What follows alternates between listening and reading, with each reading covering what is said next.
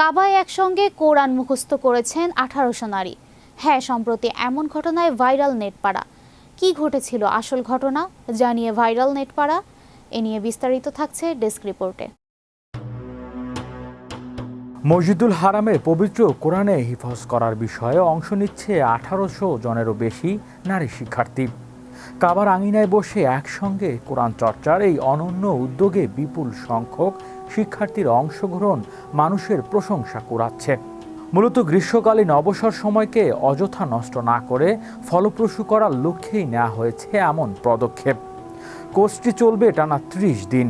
এতে যে 3টি বিষয়ের উপর বেশি জোর দেওয়া হয়েছে তা হলো কোরআন মুখস্থ করা, পূর্বের পাঠ রিভিউ বা ঝালাই করে নেওয়া এবং কোরআনের বিভিন্ন গঠন পদ্ধতি আয়ত্ত করা।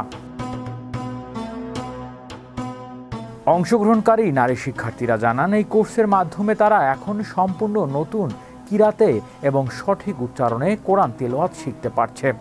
পবিত্র হারামের মতো বরকতময় স্থানে বসে এমন সুযোগ তাদের আধ্যাত্মিক উন্নতির পাশাপাশি কোরআনের সঙ্গে সম্পর্ক আরও নিবিড় করে তুলছে।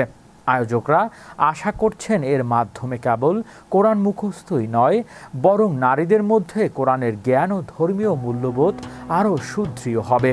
পবিত্র কাবা চত্বরে বসে এমন অসাধারণ একটি কোর্সে অংশ নিতে পেরে উচ্ছ্বাস প্রকাশ করেছে দেশ বিদেশ থেকে আসা নারী শিক্ষার্থীরা।